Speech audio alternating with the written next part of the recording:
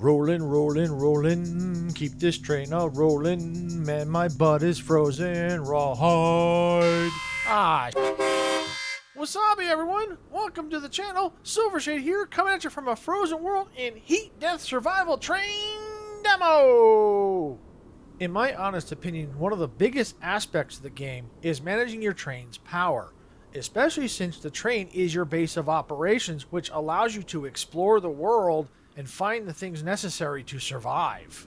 In this video, I'm going to give you some ways on how you can manage your train's power, so stay tuned to later in the video where I give tips on how I manage the train's power systems. First, let's talk about the basic train power related parts. This does not include doors since they do not use power. The initial 4 parts at the start of the game that affect power are the engine screen, power screen, and the dynamo. Understanding how the train uses and recharges power will help you maximize the train's power so you don't get stuck in one place for too long. Now let's move on to what drains the train's power. Turning on the lights, the engine, and moving the train all drain the power. Also, the faster the train is moving, the more power that is consumed. Once you build the body scanner on your train, that will drain power as well when you save your game while on board. Rolling on now to how the train recharges. The train will slowly recharge itself when the engines are off. After building the solar panel, the recharge rate will be faster. During the storms, the solar panel is absolutely friggin' useless at charging the train. In general, to speed up the charging of the train, we can use the dynamo. In my honest opinion, the dynamo is currently the worst friggin' part for the train.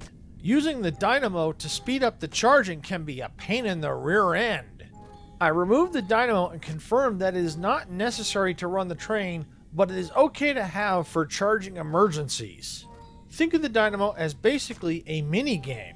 You spin the handle and time your mouse clicks to earn power points.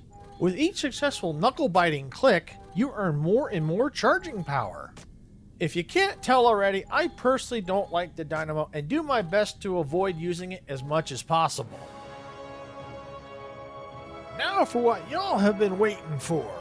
This is how I manage power drain and recharging of the train. As soon as I reach my destination and stop the train, I immediately turn off the engine to conserve what's left of the stored power. Before I exit the train, I make sure that all the lights are off, since they will continue to draw power even with the engines off. I try not to use the outside and inside lights unless it's absolutely necessary. If I'm at a settlement that has a body scanner, I will use that scanner instead of the scanner on the train. Since using the body scanner uses 100 energy to save the game, so by me not using the scanner on the train, I save time on the recharge. If I can use less power, I won't have to recharge the train as long. When I go exploring, I do everything I just said with one exception. When I reach my destination, I will use the body scanner on board the train if there's no settlement nearby, in case something happens while I'm exploring. By following the steps I just outlined, the train should be fully charged or close to fully charged when you get back from exploring. The only time I use the dynamo is when I'm moving the train along a long stretch of track. A good example of this is when I'm moving the train from the first settlement to the last settlement in the demo. Once I've built the solar panel, I try to run the train when it's sunny as much as possible because I won't have to use the dynamo as much. The less I have to use the dynamo, the happier I am.